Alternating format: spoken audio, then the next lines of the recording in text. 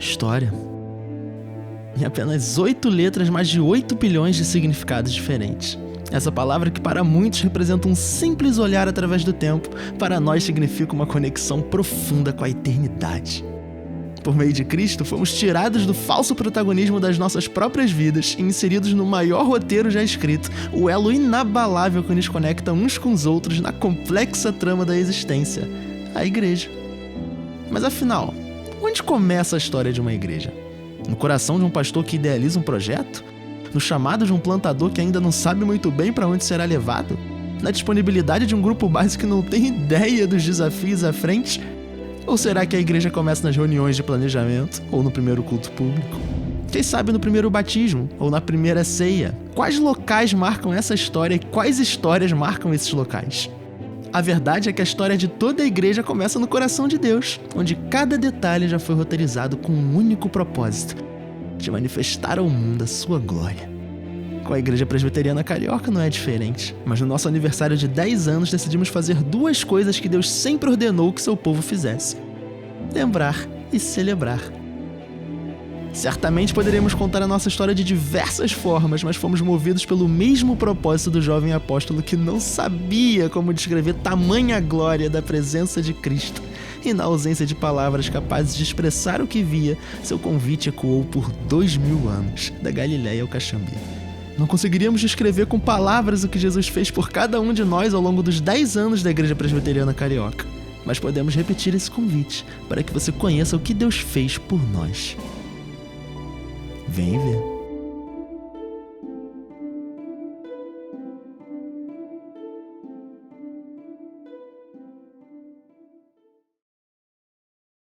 Cresci dentro da igreja, então fui muito acostumado a esse movimento de fazer parte do ambiente eclesiástico, né? Tinha muitos amigos, gostava da realidade da igreja, foi algo que fez muito bem ao meu coração durante a fase ali da adolescência até o início da juventude. Maria da Graça era muito bom. Eu gostava muito de lá, a igreja era muito boa. E eu lembro com muito, muito carinho lá das amizades, das pessoas que tinham lá. Especialmente eu, Rafael e Denis, a gente era muito colado assim na adolescência. O povo todo ali de Maria da Graça que cresceu com a gente tinha muito assim, muita dedicação de tempo junto. Evidentemente, eu fui para aquela igreja muito por causa das amizades, do Rafael principalmente. Nesse contexto, vivendo ali a realidade da igreja, fui me interessando a cada dia pela liderança, por fazer parte. Lá eu aprendi valores muito bons de amizade, de companheirismo, né? Tinha a tia Wanda, que era muito presente ali, sempre ensinando pra gente sobre como caminhar na fé. Então foi um momento muito especial. Eu vi que eu tinha determinadas habilidades, facilidades, e isso, num primeiro momento, foi o que me levou a entender que eu podia ser um pastor. O chamado do Rafael para o pastor, para mim, foi mesmo chamado de Deus. Porque ele demorou 3 anos para fazer uma faculdade, né? E eu cobrando, ele não fazia, não sabia o que era. Chegou um dia que ele falou: mãe, eu vou fazer teologia. Aí eu me assustei, é isso mesmo? Aí eu fiquei feliz, né? Porque tudo que relaciona a igreja, para mim, é uma coisa maravilhosa, vem de Deus. Mais ou menos quando eu estava no 3º ano do seminário, já com o coração voltado para a obra do Senhor, de uma maneira mais sincera, eu recebi um chamado. Só que esse chamado não foi, à primeira vista, não foi um chamado de Deus, foi o chamado do pastor Edson. Tinha um seminarista que estava servindo em outro local, estava servindo na igreja de Manguinhos, e aí eu conversei com ele, que é o Rafael, que é membro de Maria da Graça e que conhece as pessoas aqui de Maria da Graça. Então eu conversei e apresentei o projeto para ele, de plantar igreja. Comecei a buscar informações sobre o que era plantação de igreja. Então comecei a me envolver com Atos 29, CTPI, outras organizações que falavam sobre o tema. Comecei a buscar literatura sobre o tema. Eu li talvez uns 30, 40 livros sobre plantação de igreja. Pregando na igreja, né, percebia que o Alex estava lá na galeria e tinha espaço aqui embaixo. Então, eu vi que alguma coisa estava diferente. Parecia que o Alex não estava conectado com as outras pessoas da igreja. Bom, galera, desculpa, a culpa é minha, né? Queria corresponder a esse chamado, essa confiança que o pastor Edson depositou em mim. E ele chegou e aceitou. E achei isso muito legal, ele ter aceito, né? E o que eu fiquei pensando é que logo depois que ele aceitou, ele pediu para namorar a minha filha. Primeiro, né, a primeira coisa assim muito marcante é que eu tinha prometido para mim mesma que eu não queria casar com o pastor. Eu acho que eu demorei a entender que o Rafael ia ser pastor e que eu ia ter que sair da igreja que eu tava.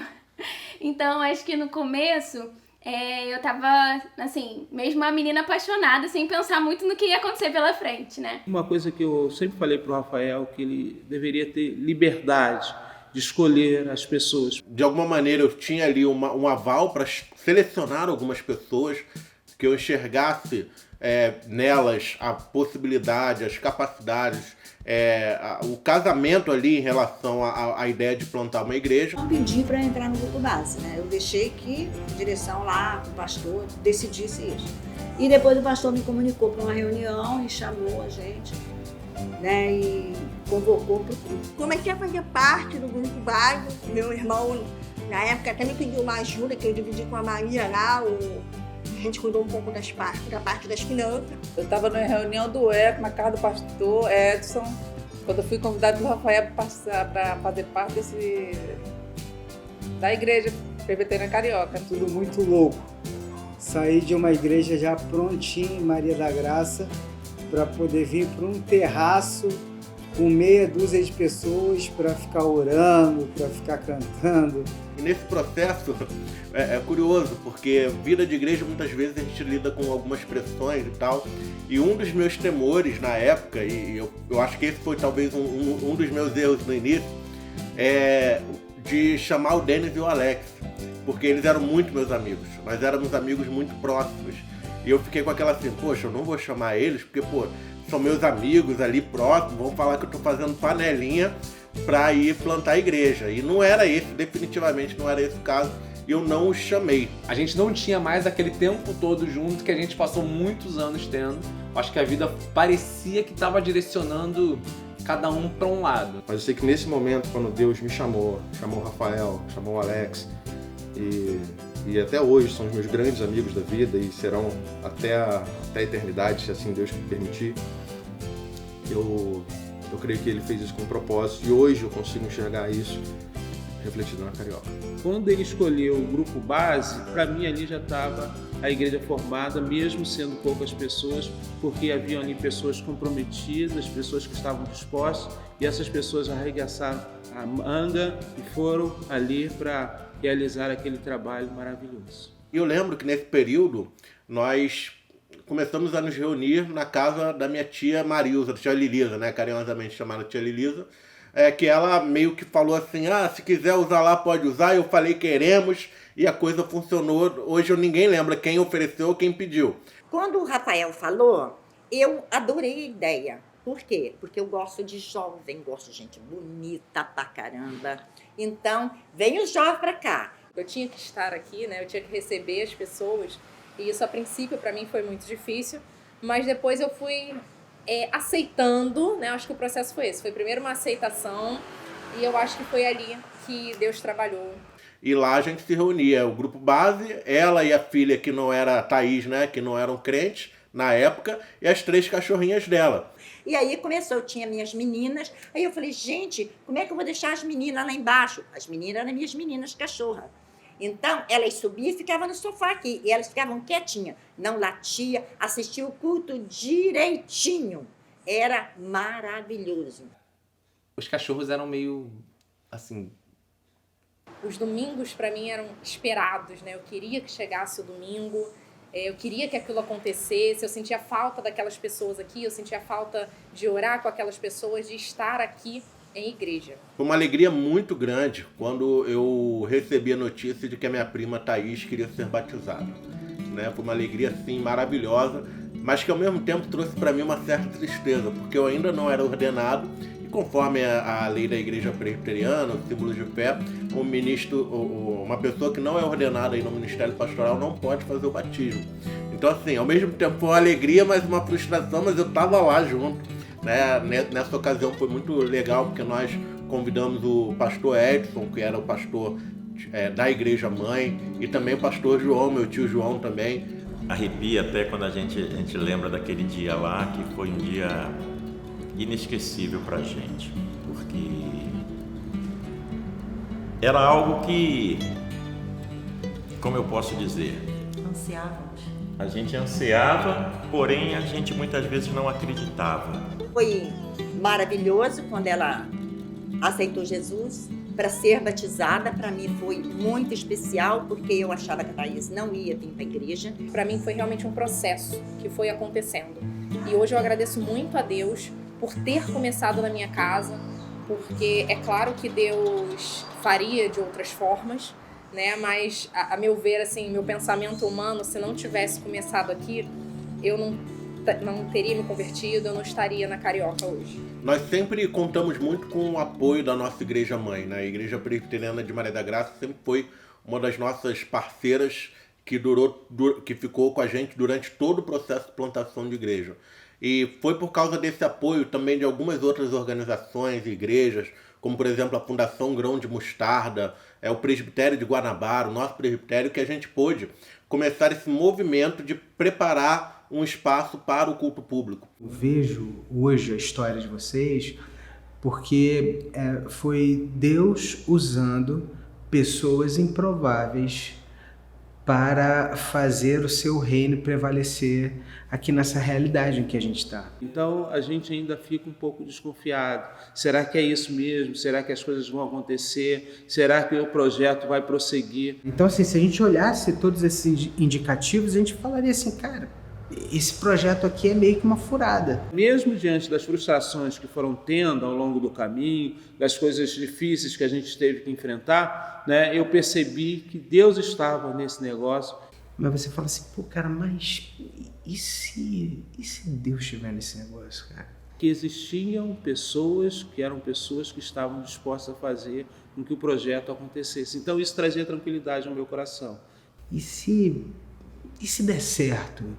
O que a gente faz? A gente vai dizer não para uma coisa que de repente é a vontade do Senhor. E aí eu me lembro muito daquele texto lá de Coríntios, né? Que Deus usa as coisas loucas do mundo.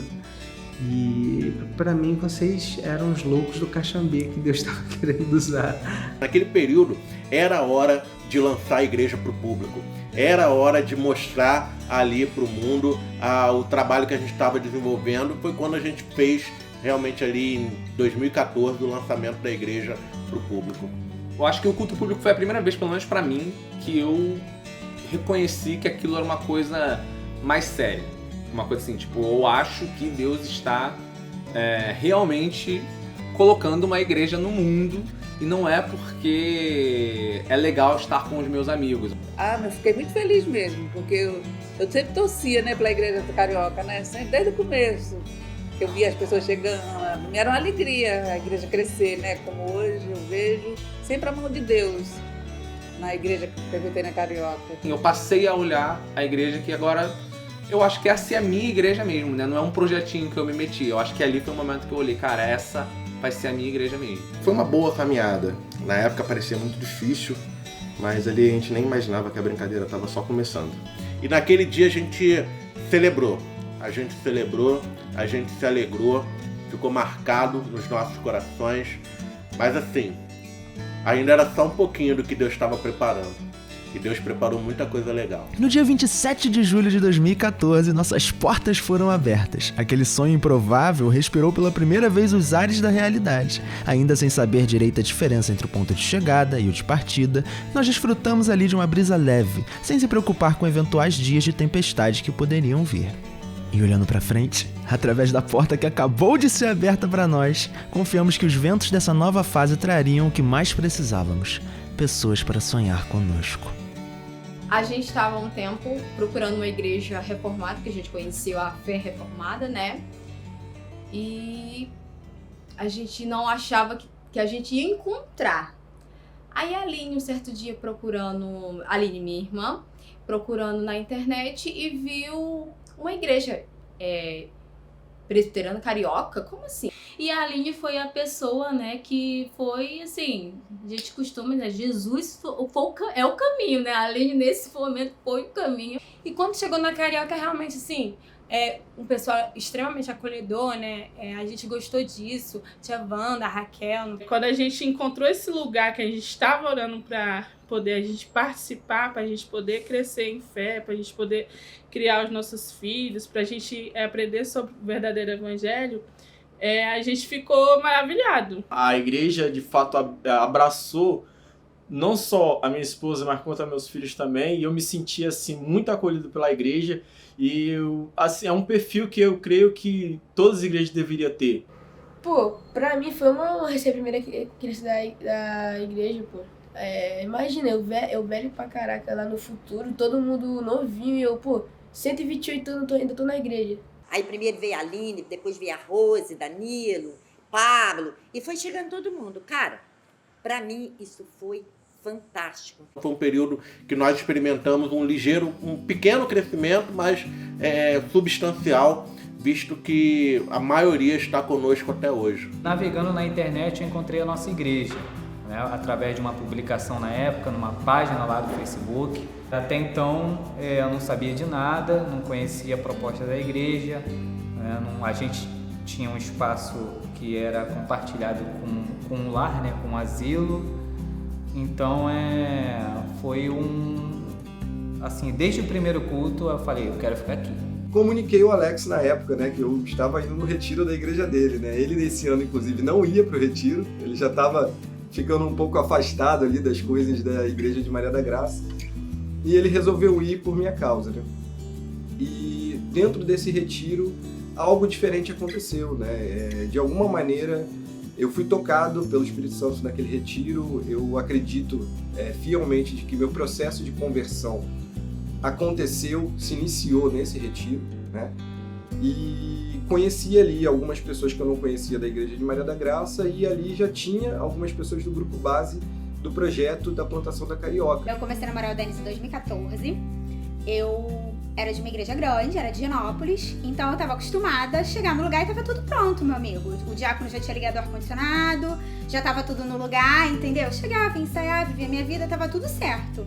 E aí, do nada, eu comecei a namorar um menino que ele montava e desmontava o negócio, o salão de festa, todo final de semana. E aí, assim, você passa a semana inteira cansado, na correria, não sei o quê. Chega o fim de semana, você vai ter um pouco de paz, você vai, né, começando a namorar a pessoa, passar um tempo com a pessoa, trocar uma ideia, conversar. Do nada, 3 horas da tarde, não, tem que sair, que tem que montar a igreja toda agora. Aí eu, gente, mas montar todo fim de semana, monta e desmonta. Vim da igreja de Maria da Graça, da presbiteriana, igreja mãe. E durante um tempo, eu fiquei em busca de uma nova igreja, porque eu já estava lá há muito tempo. E, enfim, minha mãe nessa época dizia que eu estava indo para o diabo, porque na verdade eu estava indo a várias igrejas e não firmava em nenhuma. E a Carioca estava no processo de formação, já, se eu não me engano, já estavam se reunindo em alguma casa. E aí, depois de visitar algumas igrejas e não senti que era um lar ali, eu fui para Carioca. Eu cheguei em 2017, depois de 8 anos afastada da igreja. Cheguei depois que eu voltei de Maria da Graça, né? Primeiro eu voltei para Maria da Graça, fiquei um pouquinho lá. E aí, quando virou o ano 2017, eu resolvi visitar a Carioca e fiquei. Cheguei na Carioca no finalzinho de 2016, início de 2017, oriundo da Igreja Presbiteriana de Maria da Graça, onde não consegui me adaptar direito pelo fato de ser muito tradicional. A primeira vez que eu fui foi na festa de aniversário do Brito, inclusive, né? Lá naquele terraço. E aí eu só esperei, não, deixa eu ir lá me despedir, no outro domingo eu vou. E assim foi o que aconteceu, né? Quando eu fui, eu lembro que era um grupo muito coeso, muito junto, todo mundo muito amigo há muito tempo, pelo menos era a sensação que passava. E eu fui por 2 motivos muito sinceros e honestos, que era a Keila e uma igreja que eu tinha saído de uma congregação com muitos jovens e adultos, que era uma característica muito parecida que eu encontrei na Carioca. Eu tava andando no meio da rua e tipo assim, Deus falou comigo uma parada que eu precisava voltar pra igreja. Eu tava afastado, já estava afastado um tempo, e Deus começou a me incomodar sobre isso. Eu comecei a procurar uma igreja, eu fui em várias igrejas e não conseguia me sentir bem, não me sentia bem recepcionado, né? Até que um dia o Alex chegou para mim e me convidou num grupo de amigos, né, que a gente tem. E nesse grupo ele chamou, falou da igreja e tudo mais. Fui me convertendo aos poucos. Foi um processo de 2014 a 2017, assim. Não sei dizer quando especificamente que eu me converti. Eu sei que foi depois que eu entrei na Carioca. Na Carioca, o pastor Rafael veio, perguntou, fez umas perguntas para mim, perguntando se eu queria me batizar, como é que estaria a minha fé, se eu quero mesmo isso, que isso não é coisa brincadeira. E eu falei com ele, sim, quero estar seguindo a Cristo, quero estar junto com vocês, né? Em 2017 eu, de fato, comecei na Carioca, tipo, real oficial. E o interessante é que eu não fui recebida na Carioca, porque eu era de Maria da Graça. Então, eu não tive um momento de, vem cá, você a partir de agora é da Carioca. Porque eu sempre fui de Maria da Graça, então não teve esse, vamos receber a irmã, porque não teve. Então, foi algo que aconteceu bem natural, como os relacionamentos que acontecem na Carioca. E aí, teve um dia que minha irmã falou, bora lá na Carioca e tal. E aí, tipo, a Ellen me chamava, mas eu ficava meio relutante porque eu era de Caxias, então, tipo, era longe pra mim. E eu queria um lugar perto pra poder servir melhor. E aí, quando eu fui pra Carioca, eu não fui atrás de Deus, né? Eu fui atrás de... E não foi só o Ellison que veio atrás disso. E glória a Deus que nos deu a chance de ver tantas famílias se formando na nossa igreja. Durante os nossos primeiros anos, pudemos ver na prática como o Evangelho nos conecta. Cada um de um lugar, cada um com seus sonhos, seus planos. Quantas direções opostas foram cruzadas diante dos nossos próprios olhos. Quanta história temos para contar, quanta vida, quanto amor. Somos gratos a Deus por nos conceder a graça de sermos uma igreja que já formava famílias, antes mesmo de sermos famílias que formam igrejas. As histórias elas foram se cruzando e a igreja, por meio de Cristo ali, ela estava entrelaçando as pessoas, né, nos relacionamentos e na forma como cada um enxergava e direcionava a sua própria vida. E a gente se tornou uma grande família, né? Clichê, é muito clichê. Mas chegou um grande problema que a gente tem quando planta igreja, contrato. O contrato do espaço que a gente estava reunido estava no fim e o custo era alto demais. Nós pagávamos um valor acima do que, evidente, plantação não tem jeito, a gente vai pagar sempre acima do que a gente arrecada, por isso que existem os parceiros. Mas chegou um momento que aquele valor já não dava para pagar e a gente precisava encontrar um local que nos atendesse e que fosse mais em conta, né? Olha, e não foram poucas as vezes que a gente teve que sair para encontrar um lugar que nos atendesse melhor. Nesses 10 anos, a nossa igreja passou por 7 locais e teve de tudo. Já ficamos em casa velha, em casa muito velha, em casa desabando. Teve salão de festa com gosto duvidoso. Aliás, gosto duvidoso foi o que mais teve, né? Decoração não era o nosso forte. Um monte de lugar que só podia usar domingo, sem nenhum banner na fachada. Na verdade, nem fachada tinha. Em relação aos locais, nem sempre as mudanças eram para melhor, mas os nossos corações, a cada perrengue a igreja ficava mais unida. Mudar nos fazia crescer, e crescer nos fazia mudar. Mas uma coisa estava demorando muito para mudar. Permanecíamos sem condições de sustentar a igreja por conta própria, e com isso, cada ano que passava reduzia nossa chance de continuar sonhando com a igreja. A gente estava vivenciando a igreja, tinha o contato, as pessoas estavam muito próximas, a gente fazia retiro e as pessoas iam, e fora o crescimento que se via na vida das pessoas, elas se tornando discípulas de Jesus, conhecendo mais a palavra de Deus, tendo transformação de vida real, mas ainda assim chegou um momento que a gente precisava caminhar rumo à nossa organização. A nossa arrecadação não estava progredindo como deveria, né? Como a gente esperava, pelo menos, para que a gente tivesse alguma possibilidade de fazer alguma movimentação. Se permanecermos aqui do jeito que tá, vai bater o nosso reloginho lá de período de uma plantação de igreja e a gente não vai ter condição de se organizar tanto por desenvolvimentos de liderança e outros aspectos, mas principalmente pelo financeiro. Eu, na época, fui até a igreja, na época era a Igreja Presbiteriana Maracanã, e fui lá encontrar o reverendo Hélio, pastor Hélio, um amigo do presbitério. Aí eu fui falar com ele e perguntar para ele, convidá-lo para participar um pouco do nosso processo. E eu vi as pessoas muito desanimadas com aquela situação. Foi depois, né, nos nossos cafés, conversando, eu falei, Rafael, vocês não podem ficar aí. Se vocês quiserem, de fato, avançar, vocês precisam criar um movimento, orar ao Senhor, criar um movimento e ir para um outro local, que aí sim, aí a coisa vai mudar de figura. Foi nesse momento que a gente percebeu, e em conversa com o Hélio, que era necessário a gente sair dali, fazer uma nova mudança. A gente precisava sair dali, né? Então a gente conseguiu esse espaço, né, da Rua Honório, que era assim, maravilhoso. Era o nosso sonho se tornando realidade. Encontramos de fato um lugar que tinha estrutura, que tinha espaço, onde a gente não ia sentir que seria um lugar onde estaríamos improvisando. E finalmente veio a hora da mudança e todo mundo entusiasmado e todo mundo, poxa, vamos botar a mão na obra, e todo mundo que podia estava lá ajudando. E foi interessante que quando a gente passou a colocar até o tablado e tudo, a gente ficou maravilhado com da forma que ficou. E aí, interessante depois foi quando foi colocado o adesivo no vidro, que todo mundo tirando foto, todo mundo gostando. Caraca, essa aqui vai ser a igreja que vai dar muitos frutos. Era um momento de você realmente falar assim para as pessoas, vamos na minha igreja, porque agora parece uma igreja. As coisas que mais me impactaram nesse período foi de tipo, primeiro, que quem estava ali para servir, tipo, não era brincadeira. Vocês se doaram, trabalharam, era de noite, de dia, e eu tive o privilégio do meu marido se envolver com vocês naquela obra, né? E eu acho que foi quando ele começou a sentir muita vontade de ficar realmente na Carioca de vez. A gente foi se animando, né? E ao longo do processo a gente foi fazendo treinamentos e preparando as equipes para poder estar pronto quando inaugurasse. Faltava uma semana aproximadamente para a inauguração, e eu recebo a ligação do proprietário falando que queria conversar comigo no local. Coisa de rotina para mim, né? Quando eu fui ao local, ele me falou uma coisa que quase pôs tudo a perder. Quando o Rafael me contou, eu falei assim, como assim?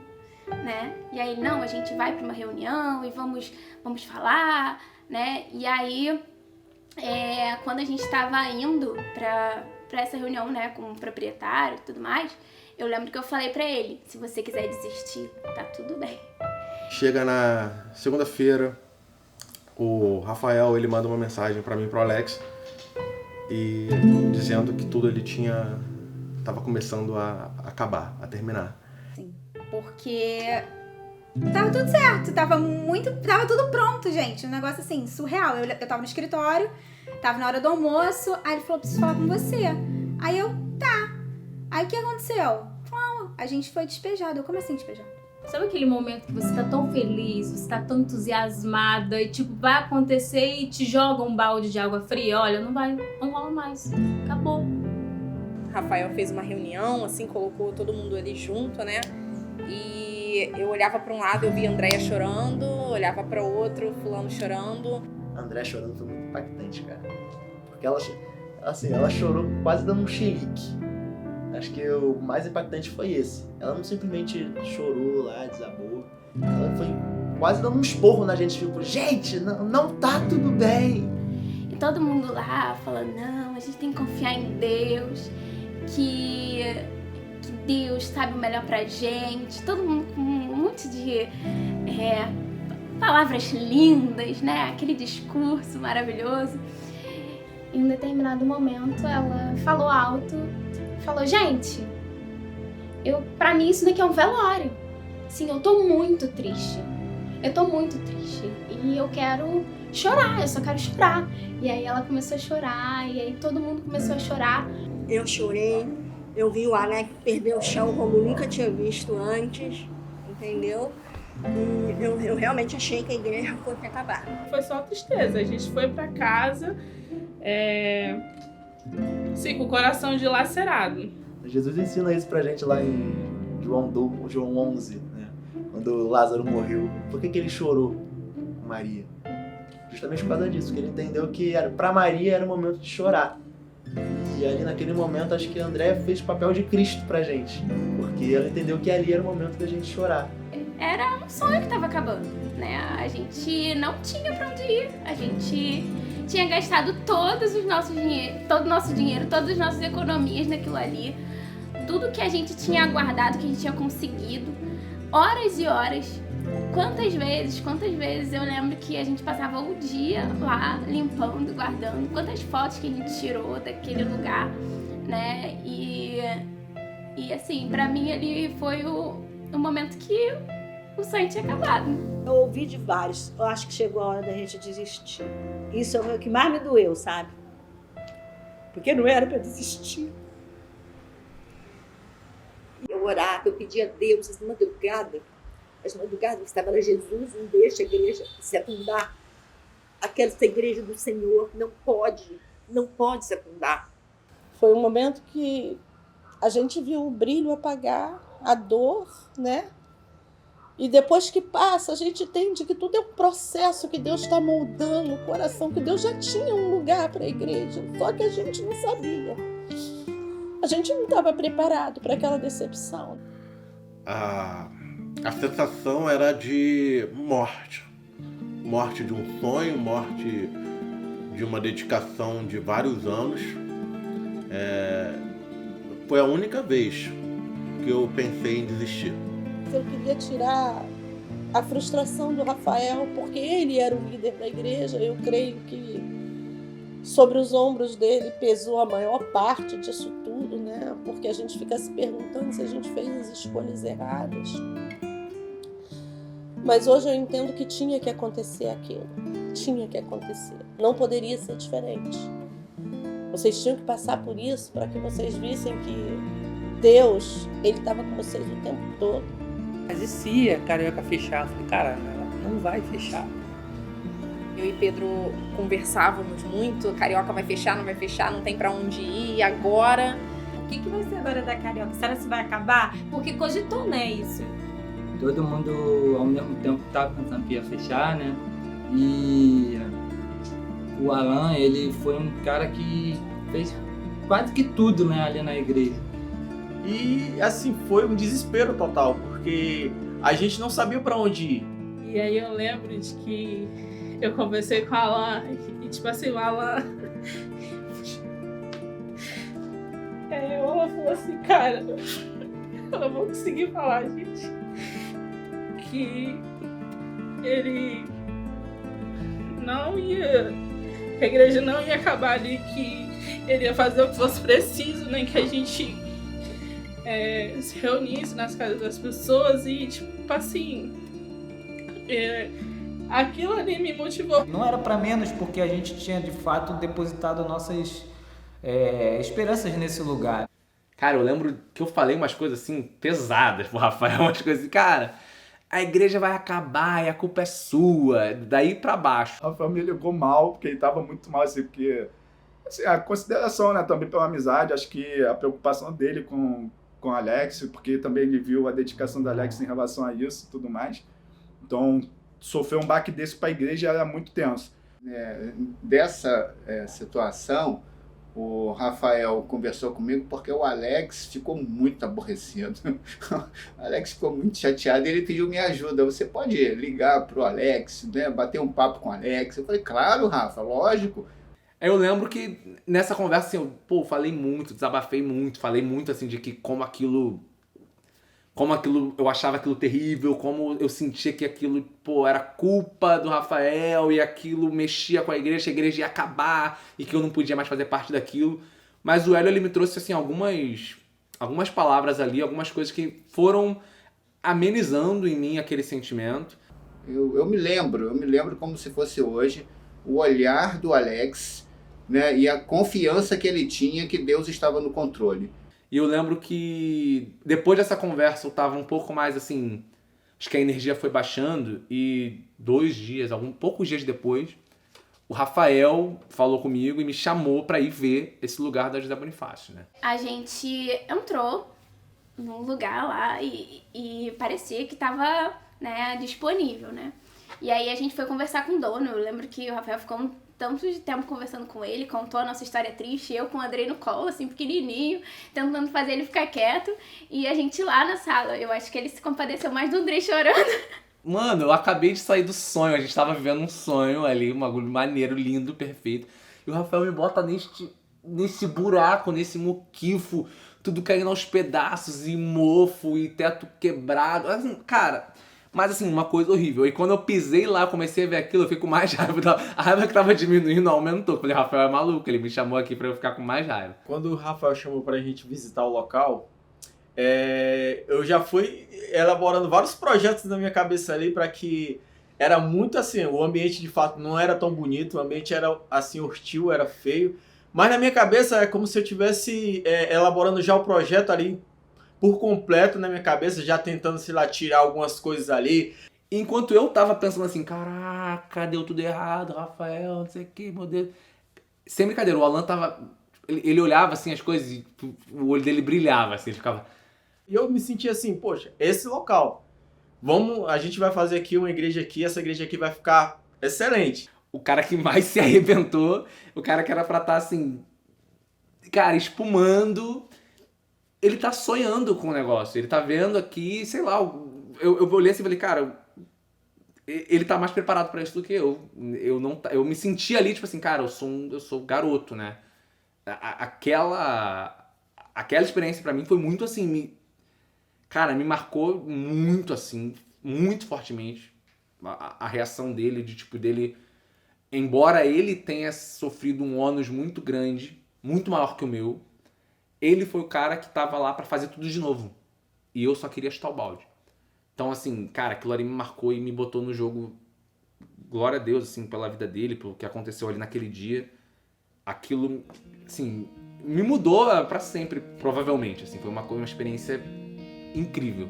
Eu nunca vou esquecer da primeira reunião que nós fizemos nesse local, na José Bonifácio. Tudo sujo, quebrado. E nesse dia nós recebemos uma visitante. A igreja não era nem do jeito que é hoje, o culto ele tava virado pra cá, e aí tinha vassoura pra tudo que é canto, tava cheio de poeira, e caramba, aquele foi o melhor culto da minha vida. Eu fiquei, caramba, isso aqui, é aqui que eu queria estar. Deus foi dando força, foi dando ali pra nós a capacidade, a gente conseguiu tornar aquele lugar que à primeira vista não era muito promissor, em algo que veio a virar nossa casa. A gente anunciou e finalmente chegou o grande dia. Não foi na Honório, foi na José Bonifácio. E lá a gente inaugurou no talão da Igreja Presbiteriana Carioca. E veio o culto de inauguração, cara, que foi assim, um espetáculo. Perto do que eu estava acostumado com a igreja, que era a Carioca, ou seja, 30, 40 pessoas, foi acho que 120 pessoas ou mais. Foi assim, um sonho realizado, assim, aquela coisa no coração de tipo, Deus está aqui. A real é que Deus é muito fiel com a nossa igreja. A gente não tem o que falar do que Deus faz na nossa igreja. A gente olha a quantidade de pessoas que foram transformadas lá, a quantidade de pessoas que foram mudadas a minha vida, cara. O que aconteceu na minha vida nessa igreja, eu não tenho o que falar, porque hoje eu sou outra pessoa, cara, do que eu era. Aprendi a perdoar, aprendi a amar, aprendi a cuidar também, a ser cuidado. Deus me quebrou no orgulho e muita coisa, me quebrou em momentos onde eu tinha que confiar nele cegamente. Ali foi ali que eu aprendi muito, cara. Hoje, eu acho que ficou para todo mundo a certeza, né, de que o vale vai passar. Igual a nossa vida vai passar, mas a Carioca vai prevalecer. E Deus já mostrou isso pra gente, que ela vai prevalecer. Vai vir o vento, vai vir a luta, mas a igreja vai... E naquele dia foi essa a sensação que eu tive. Entendeu? Foi essa sensação que eu tive, assim, Deus plantou a Carioca, não foi nós, foi Deus que plantou. Essa igreja, quando nasceu no coração de vocês, ela já tinha nascido no coração de Deus. E ali houve um entendimento na minha vida que não haveria nada que ia derrubar a Carioca, entendeu? Porque ela estava firmada numa rocha que era o Senhor Jesus. A mudança aqui para o José Bonifácio, ela deu uma iludida na gente, porque depois de todo aquele BO que a gente passou aqui na Honório, a gente veio para cá e meio que muito rapidamente começou a surgir um monte de gente. Aí eu falei com ela, eu falei assim, ó, vou ficar lá naquela igreja lá. Eu senti de Deus falando comigo que era... Na verdade, Deus falou exatamente isso, fechou um círculo e abriu outro. Feliz demais. Nossa, eu só quase morri de felicidade. Eu chegava a sonhar com aquela igreja lotada, cheia desse pessoal. Eu amei o pessoal vindo para cá e fiz muitos amigos. Já tinha um grupo grande para ser recebido na igreja, e aí a gente recebeu esse grupo e pouco depois veio a pandemia, né? Cara, pandemia, aquilo ali foi um negócio que, claro, parou todo mundo, né? E no nosso contexto não foi diferente. Para mim foi muito difícil acompanhar o Denis nessa fase, porque eu ficava sozinha em casa. Então era muito doloroso ficar sozinha.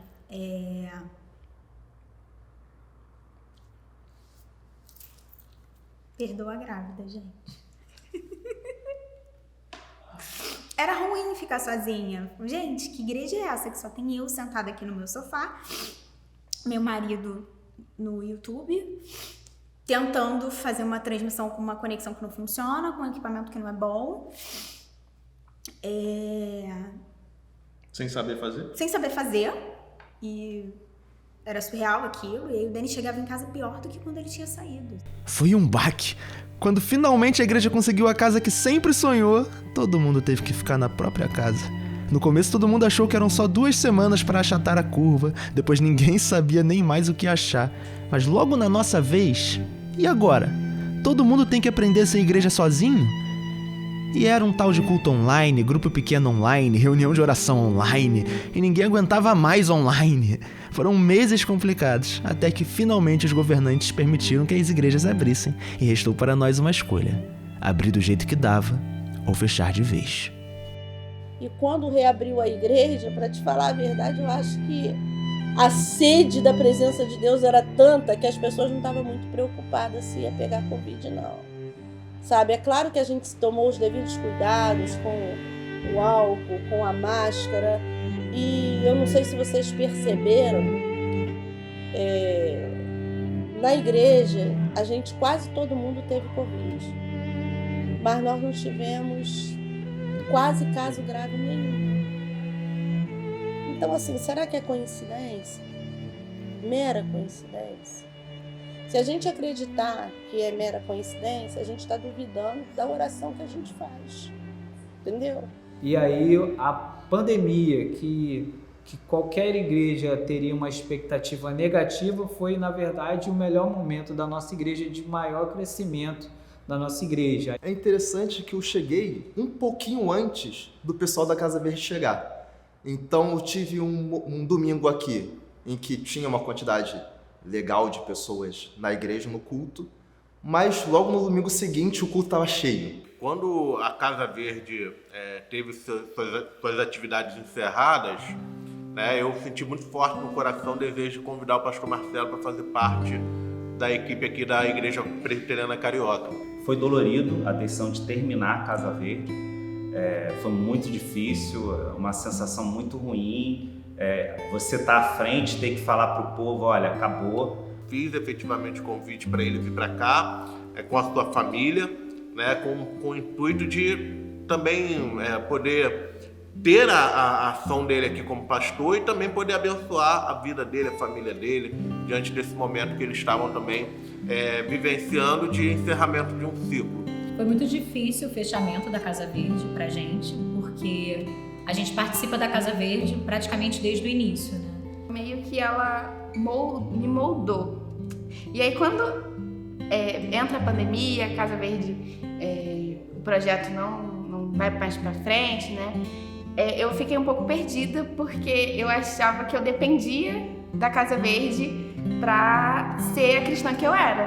A fechada da Casa Verde, né, foi meio impactante pra mim, porque eu cresci lá desde que eu me lembro, eu sempre estive lá e foi realmente triste. Eu não entendia o que estava acontecendo, por que isso estava acontecendo, coisas de presbitério, porque como assim a igreja ia fechar e aí ia abrir outra, enfim. A gente não conhecia nenhum procedimento do presbiterianismo, não conhecia nada, assim, nossa organização, porque pra gente cada vez era uma igreja, né? E aí do nada plantação, ela acabou, igreja, assim, do nada ela mesma coisa. acabou. A gente veio porque o pastor nos orientou, né? Falou assim, não, temos uma igreja que segue o mesmo conceito praticamente da Casa Verde, nós temos o mesmo mentor, que era o Pezzini, e a gente segue a mesma filosofia, então não vai haver muita diferença, né? Vocês não vão ver muita diferença, né? E aqui também, como lá, é a palavra de Deus o tempo inteiro. E eu fiquei, como assim? Não me imaginava em outra igreja, em hipótese alguma, imaginava crescer lá, continuar lá. E do nada, eu vim pra uma igreja onde eu não conhecia ninguém, só meus parentes, meu tio que tava aqui, eu pensei, como assim? Mas eu acho que foi bom, conheci muita gente boa aqui. O convite do Rafael foi a mão de Deus falando, olha, eu tô com vocês. O corpo de Cristo que tinha na Casa Verde também estava aqui. Todo mundo queria que a gente fosse integrado o mais rápido possível. Deus tinha um plano e um propósito. E uma parte desse propósito era trazer o Marcelo, o pessoal da Casa Verde, para que a gente pudesse aqui nós organizarmos a nossa igreja, no nosso projeto, que já tinha muitos anos, e também eles organizarem a igreja deles. E a Carioca acolheu o Marcelo e a gente continuou orando. E no mês seguinte, quando foi apresentada o relatório lá, a igreja já tinha alcançado o que ela precisava. Eu voltei para cá, quando cheguei em casa, falei assim, tu não precisa de mim. Tu me mostrou que tu não precisa de mim. O Senhor me quer, mas o Senhor não precisa de mim. Entendeu? O Senhor me quer porque o Senhor me ama. O Senhor está me dando o privilégio de fazer parte daquele momento ali. Porque Deus não precisa do nosso dinheiro. Entendeu? Porque com a gente ou sem a gente, o propósito dele vai acontecer. Porque a vontade dele é soberana. Mas ele teve o cuidado de deixar a gente ver isso acontecer. Entendeu? Ele deixou a gente pedir, a gente clamar, a gente se movimentar, ser usado para o propósito dele. E no momento que a gente achou que não ia dar, ele fez o que a gente não podia fazer. Ele mandou o Marcelo com as pessoas que vieram juntamente com ele e mandou o Marcelo no momento que o Marcelo precisava daquele carinho. É encantador ver quando a gente se deixa levar por Deus, as coisas se encaixam de maneira tão sobrenatural. Meu irmão, que é pastor Marcelo também, pastor também, ele convidou a gente para vir na igreja, né, a Presbiteriana Carioca. A gente não vem de um background presbiteriano, então a Aline achou que ia ser aquela coisa de velhinho, monótono, piano, não bate palma nem nada. Eu tinha que esconder minhas tatuagens. E aí quando a gente virou a esquina, tava tocando Projeto Sola alto pra caramba.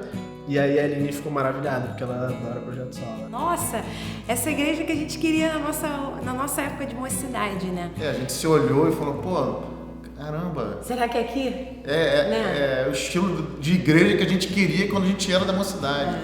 Quando a gente resolveu voltar pra cá, o Rafael mandou uma mensagem, porque estava reorganizando lá o livro do hall de membros. Sim. E aí queria saber se a gente voltaria, porque senão ia descartar a gente, né? Ia colocar a gente lá no mar do esquecimento do Senhor. E a gente já vinha conversando sobre isso. Sim. Vamos voltar, vai ser legal voltar. Então, com isso trabalhado no coração, somado a esses convites do Rafael, teve um dia que ele me ligou. E nessa ligação, Rafael, já sei que tu vai me perguntar e eu já tô te dando a confirmação de que sim. Ele, obrigadão, cara, que eu tava com uma parada pensada pra te convencer e tal. Eu achei muito interessante quando eu cheguei na igreja e vi as pessoas trabalhando a fim de que a organização se desse da melhor forma possível, assim.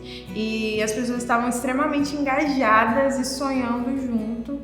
E isso foi um dos motivos que fizeram com que a gente viesse pra cá. Foi importante pra gente entender que a gente estava fazendo parte de uma história que começou muito antes da gente e que era uma coisa muito bonita que Deus estava fazendo aqui na Carioca. Era o momento realmente da organização da igreja. Aí você olha pra trás e vê aquela primeira reunião lá de 2012, cara, lá em Maria da Graça.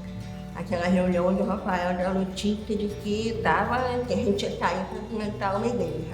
E de repente se passam alguns anos e a gente está no curso de organização dessa igreja. Eu lembro que a gente precisava de ajuda para saber em quem votar. Eu não porque a gente não conhecia conhecia as as pessoas. pessoas, assim. Aí eu vi, fulano tá ajudando a servir, pô, acho que ele vai dar um bom diácono. A gente pedia cola para as pessoas. Eu não sabia pra os saber nomes como das pessoas. Claro, né, que vinha aquela sensação que a gente não conseguiu na Casa Verde, mas ao mesmo tempo, Deus não deixou da gente ficar sem formar uma igreja. Isso, pra mim, foi tremendo. Eu fico até arrepiada porque eu pude perceber que Deus falou, olha, vocês não puderam fazer ali na Casa Verde, mas olha que legal, vocês estão organizando aqui juntos como um corpo, que é o corpo de Cristo, é o reino na Terra.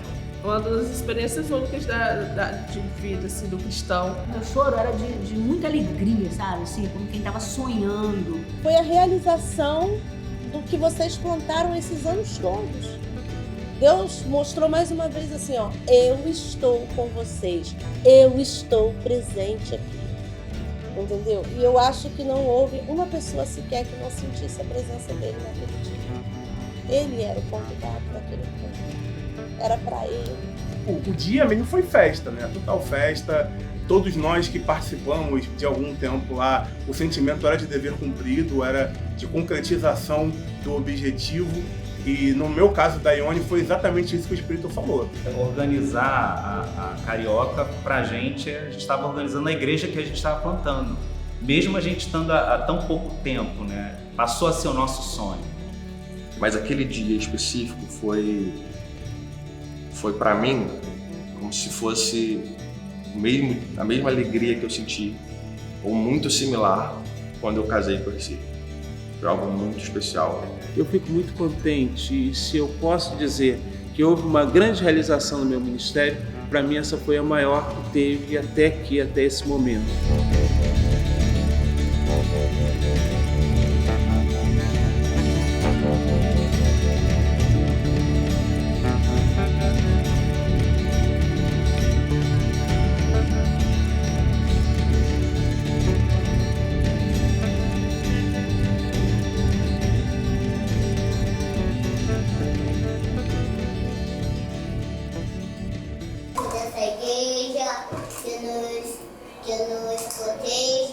Também de todo mal e que protege de todo mundo daqui.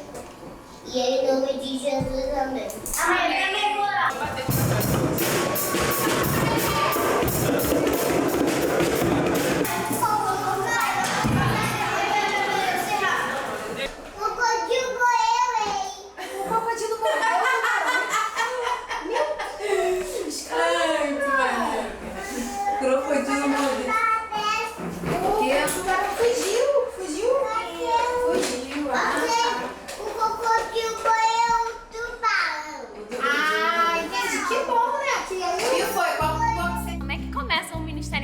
Na igreja, né?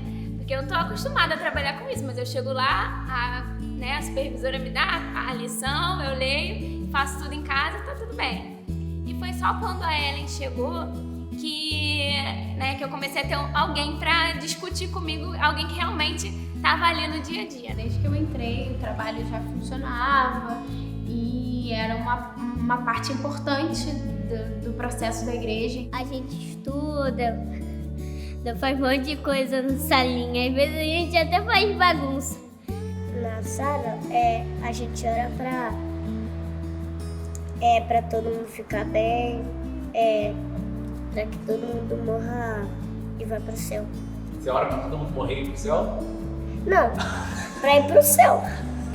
Deus, por qualquer doença dos outros que não vieram, que você cure de enfermidades deles, se a febre, câncer, falta de ar, todo tipo de doença em nome de Jesus. O que é legal de fazer na salinha? Que tu acha lá que, tu gosta de fazer lá? Responder as perguntas e também fazer as atividades. Lá na salinha tu aprendeu quem é Jesus? E quem é Jesus? Jesus. Com os meus filhos ali, a dinâmica, assim, é um pouco É difícil ainda, né? Porque eles não me chamam de tia, chamam de mãe. Mas a gente vai levando. Eu me sinto útil, assim, na igreja fazendo isso. Porque com 3 filhos, assim, você tentar, né, fazer parte ali é um pouco complicado, né? Porque filho demanda um pouco de atenção. E os meus são extremamente apegados a mim, não ficam com outras pessoas. Isso é mais difícil pra mim ainda. A gente acha que às vezes a criança de 2 anos não tá entendendo, elas estão entendendo tudo o que acontece. Elas sabem que é Jesus, o significado disso. Então a gente vê, né, a continuação disso em casa, dos pais que dão aquela continuidade, estão trabalhando a espiritualidade dos filhos. Então, assim, é muito gratificante para mim estar fazendo parte do Ministério Infantil da Carioca como professora. 5 dedos nessa mão, 5 nestra o cristão, junto agora os meus dedinhos para fazer uma oração. Alguém tem alguma coisa para pedir? Algum pedido, agradecer? Tutu tem que agradecer, né, Tutu? O bracinho que melhorou, tirou o gesso, né? Graças a Deus. Alguém quer pedir alguma coisa ou agradecer? É uma coisa que é leve, entendeu? É divertida e eu acho que eles são o futuro da nossa igreja, né? Eles são. E a gente vê isso quando, na questão dos depoimentos, quando eu converso com ele, a forma com que eles falam, a forma que eles dizem, né? Quem é Deus para eles, o que Deus fez na vida deles. Então acho que isso é sensacional e é muito leve e divertido. Deus é uma coisa que nunca tirou de mim, assim, entendeu? Porque Deus sempre me sustentou e foi muito bom ter Deus na minha vida. Desde pequeno, eu comecei a entender que Deus era o meu salvador da minha vida. Mas o mais engraçado quando eu era pequeno é que eu não sabia o meu time. Aí no meu time eu ficava, gol do Gabi, gol. Aí meu pai falou, não, a gente já vai, caramba. Mas, assim, voltando ao assunto. Deus é um pai pra mim. Jesus. Ele cuida da gente. Deus faz tudo. A Bíblia é o quê? A palavra de Deus. Deus é amor, é a luz do mundo, aquele que me criou e me salvou. Ele cuida, ele salva, ele perdoa, entrega seu coração para Jesus. Deus é amor. Conforme você vai martelando aquilo dali, né? Aquilo certamente dá frutos. Então, eu acredito que é um trabalho, assim, de muita relevância e que de todas as coisas que eu faço aqui é o meu xodó, com certeza, mora no meu coração. E aí a gente começou a conversar de que seria importante as crianças participarem do culto.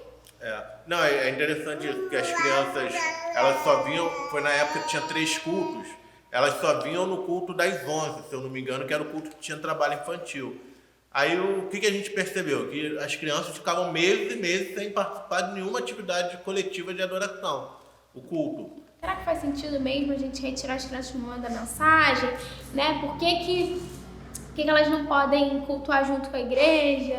Né? As crianças não conseguem mais se portar no culto, né? Porque elas não têm essa vivência, elas estão meio à parte ali do momento da palavra. Isso, até o nosso ver, é uma coisa que foge à Escritura, foge ao espírito da Escritura quando convida todas as pessoas a cultuarem a Deus.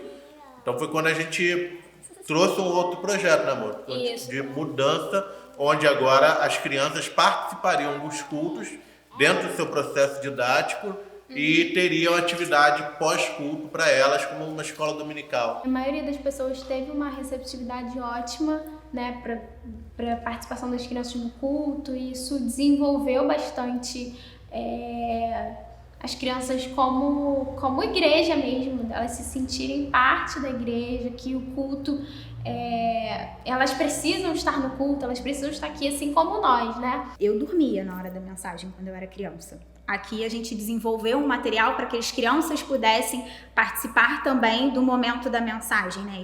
Escrevendo para aquelas que escrevem, desenhando para aquelas que desenham, enfim. Tem pessoas que às vezes elas não entendem e botam a salinha na hora do culto, para as crianças não ficarem fazendo barulho, mas é importante elas participarem do culto para ter uma aulinha melhor do que faltar o culto. Qual é a parte do culto que você mais gosta? Da pregação.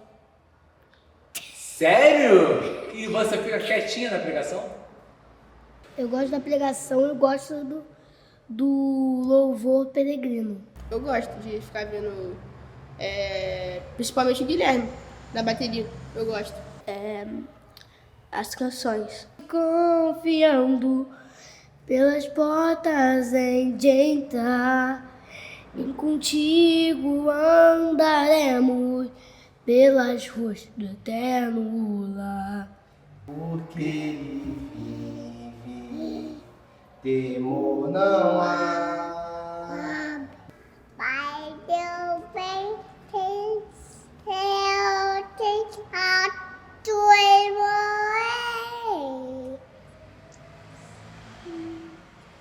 Fica na mão o Pai pecar. Não pude culo again. Da cola da que no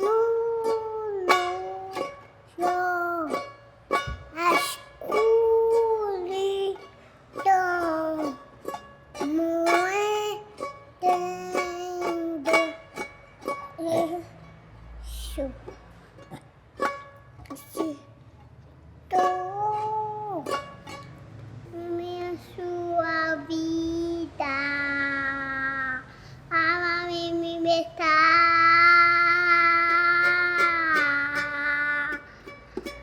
por Jesus canto por me fez por mim. E é claro que manter uma criança de 2 anos em silêncio é uma coisa, né? Desafio. É um desafio absurdo, né, Andrei? Como que a gente mantém? É um desafio absurdo. É um desafio absurdo. Mas só que aos poucos a gente vai aprendendo, a gente vai aprendendo como lidar com eles e como ensiná-los também, né? A participar de todos os momentos. Eles sabem que o culto começa, né? Quando o culto começa, quando que é o momento de louvor, que tem que ficar de pé, tem que sentar, tem que orar, né? Tem a hora de pedir perdão, né? E qual é a parte do culto que você lembra aí que tem, Andrei? Que eu gosto muito. Pregação, meu!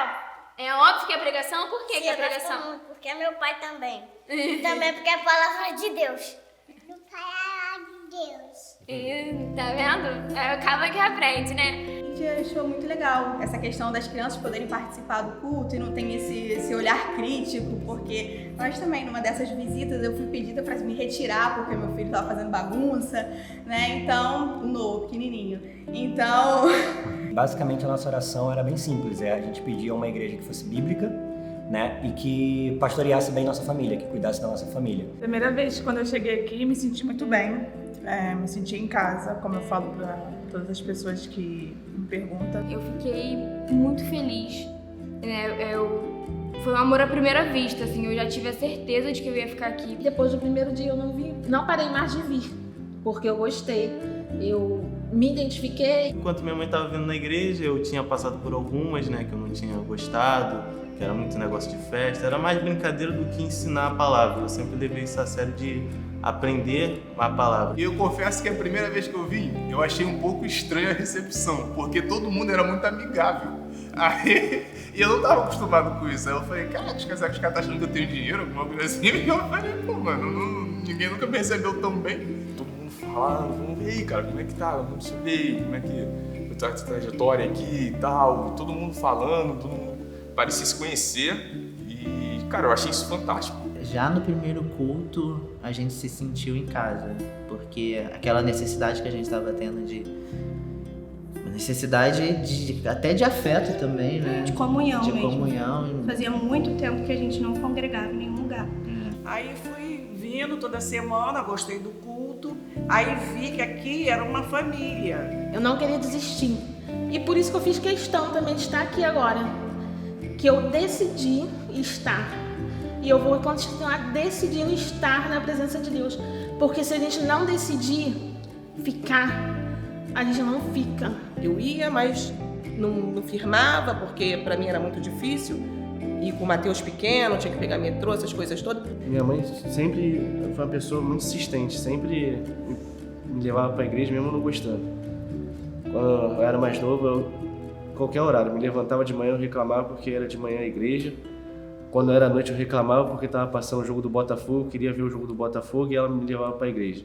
Quando veio a doença do meu pai, aí o Rafa fez uma visita lá em casa, tava a tia Wanda, tava acho que Pedro, Thaís, tia Lenisa, e ele conversou com meu pai, perguntou se meu pai queria se batizar, se meu pai acreditava em Deus, né?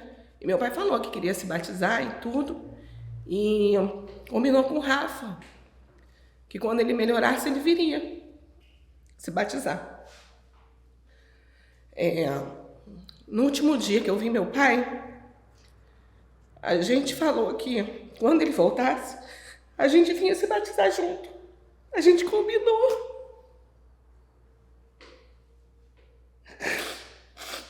Mas ele não voltou. E aí eu falei, dentro de mim, né? Eu falei, então eu vou sozinha. Eu vou por mim, eu vou pela minha família, eu vou pelo meu pai. Porque Deus é muito grande. O Paulo faleceu, a Nina entrou, a minha sogra entrou numa situação complicada. Eu vendo aquilo, não tendo força para levantar ela, fiquei de mal com Deus. Fiquei mesmo. Falei para ele, não é possível, Senhor. Eu de joelho, Senhor, me traz uma notícia dessa. Eu implorando pela vida do meu marido. Eu clamando por ti. E o Senhor me tirou o meu marido. E eu fiquei só. Mas eu não estava só.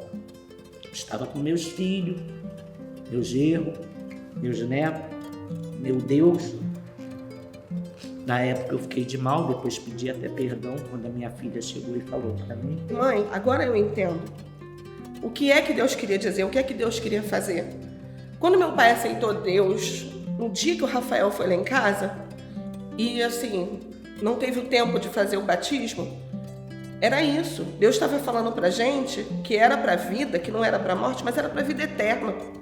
Sabe? Ele levou o meu pai pra vida eterna, ele salvou o meu pai e levou pra vida eterna, e isso é uma certeza que eu tenho dentro de mim. No dia do falecimento dele, eu tava correndo no centro da cidade e é um homem que eu nunca vi na minha vida. Passou por mim cantando um louvor, falando que ia ficar tudo bem, que não era pra mim ter medo, pra mim não ter nada. Eu não chorei nesse dia. Eu lembro que eu tava no quartel, todo mundo mandando eu chorar, eu não conseguia, porque é uma pessoa que... Meu avô, o único arrependimento que eu tenho, que eu falo, foi de não ter falado te amo pra ele a última vez. Após isso, veio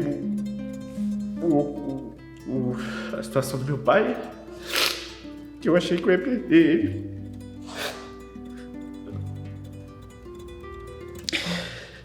Aí daqui a pouco vem um médico, 2 enfermeiros, você vai pro CTI.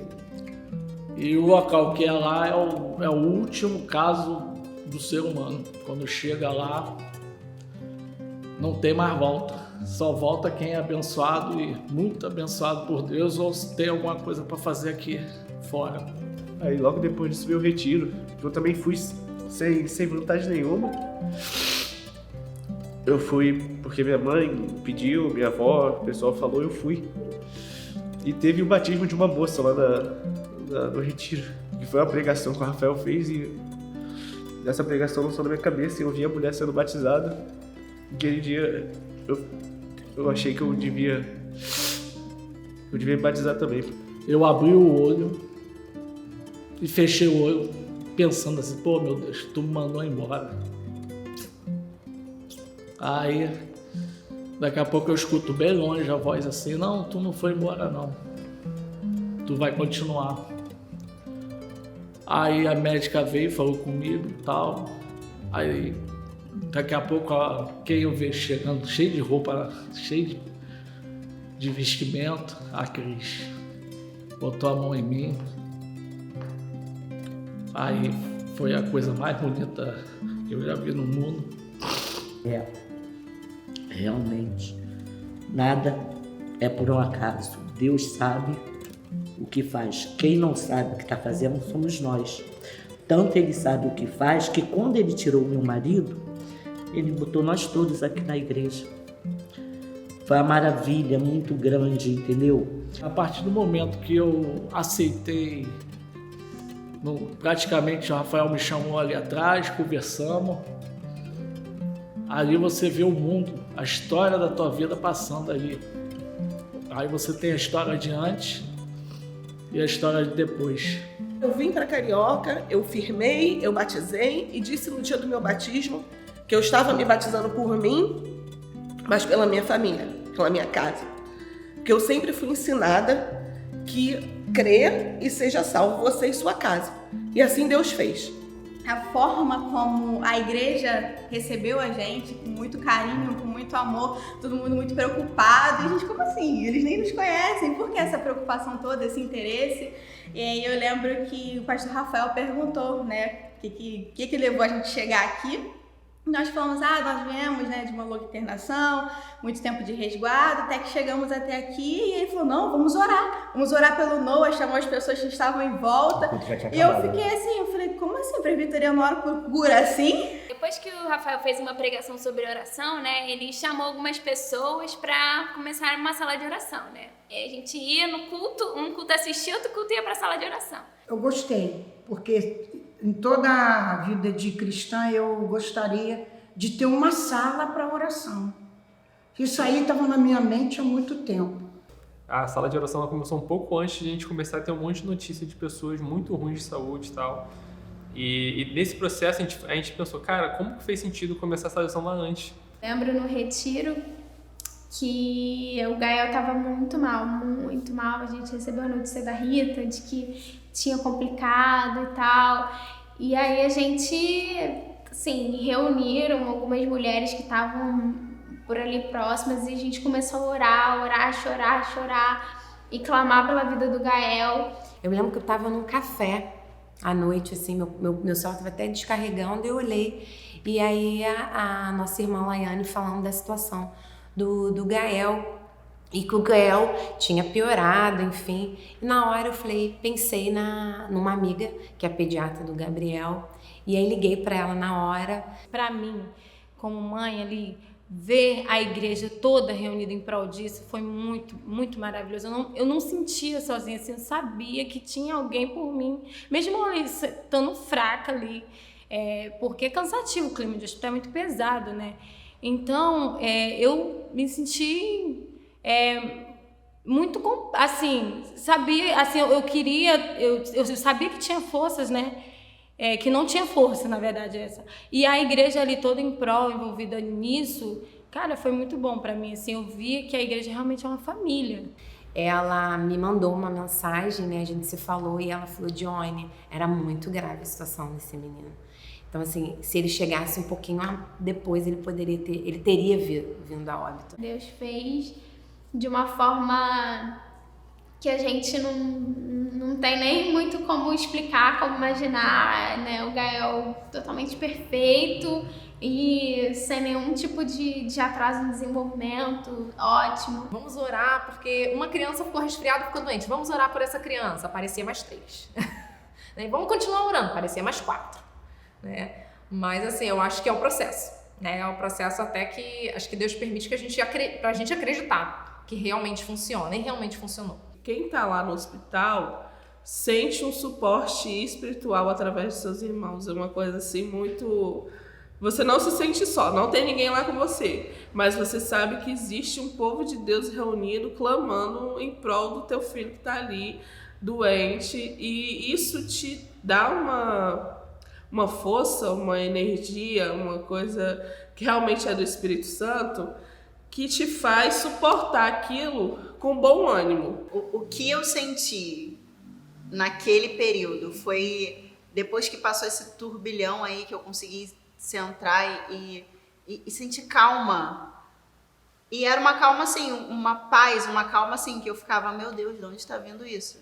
E você sabe que é porque você está sendo sustentado em oração. Em 2020 eu sofri um aborto.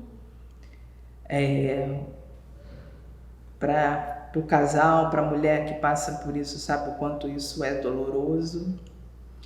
Eu, depois desse aborto, eu tive que fazer um procedimento, uma curetagem, e dessa curetagem o meu útero ficou cheio de cicatrizes, enfim, e o que impossibilitaria uma futura gestação. E eu sabia que o que Deus poderia fazer era maior do que o resultado daqueles exames. E em 2021 eu engravidei, porque Deus já havia falado que faria isso. Com trompas obstruídas, com mioma, e assim o Senhor fez. E Sofia nasceu. Por isso Sofia é fruto de milagre. A gente estava imaginando que a oração ia vir muito nessa pegada de tipo, cara, mesmo em meio ao sofrimento, Deus está com você. E tipo, tá tudo bem, entendeu? E a gente sabe que isso é uma verdade, né? Mas ele vem e faz essa oração pedindo por cura, né? Com essa questão de milagre e tudo mais. E pra gente foi muito surpreendente, entendeu? Foi uma quebra mesmo de paradigma de tudo que a gente ouvia falar até de igreja presbiteriana. Assim, a gente ficou 45 dias com ela internada no hospital e realmente não tinha nada que a gente pudesse fazer por ela a não ser orar, né? João viu Bela sendo reanimada no hospital, a gente viu outros bebês do nosso lado partindo, alguns médicos nos desencorajaram, né, amor? Falaram que a gente tinha que esperar o pior em relação a Bela. E alguns perguntavam se a gente tinha fé e que a gente tinha que se apegar nisso. E foi um momento muito, muito, muito difícil. A forma como a Igreja Presbiteriana Carioca lidou com a gente foi muito especial. Todo mundo orou incessantemente e isso nós vimos o resultado disso enquanto a gente estava lá. Porque dessa vez, diferente das outras vezes, enquanto as coisas estavam acontecendo, a gente sentia paz. Por mais que a gente dava uma abalada, a gente não tinha medo, porque a gente tinha certeza que Deus estava com a gente via Deus respondendo, a gente via Deus agindo, a gente via Deus cuidando de tudo. O maior milagre durante esse período foi ter vivenciado paz, porque somente quem tem Deus e quem tem a paz que o Evangelho pode proporcionar, consegue dormir uma noite tranquilo, sabendo que a filha está no hospital, assim. Além da gente ter passado isso tudo, tiveram os marcos, assim, que também foram difíceis. Do primeiro dia que a gente saiu do hospital, tivemos que deixar ela lá. E eu lembro de falar assim muito com Deus, Deus, eu tô indo, eu tô deixando minha filha aqui, mas o Senhor continua aqui com ela. E é isso que me dá paz para voltar para casa e saber que eu vou voltar amanhã. E ela vai estar aqui sendo sustentada pelo Senhor.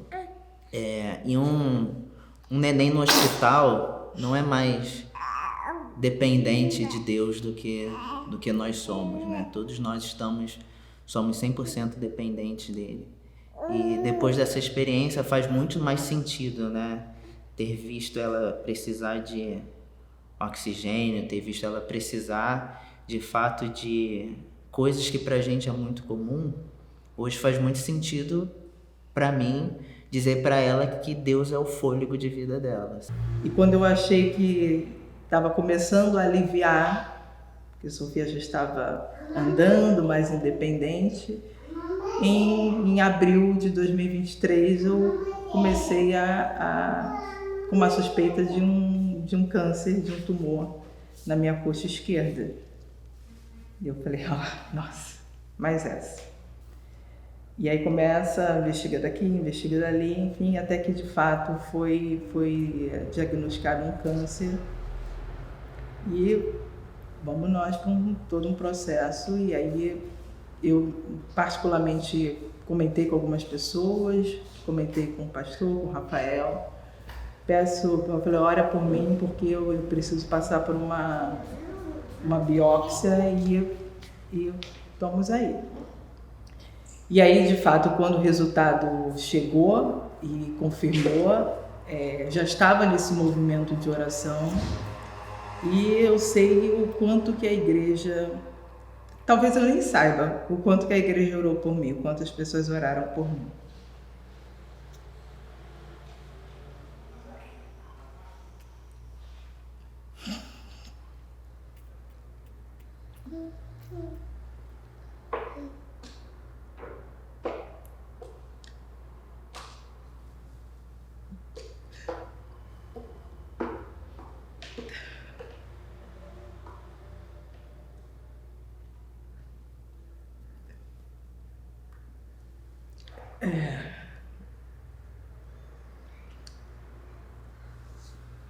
Foi muito, muito difícil.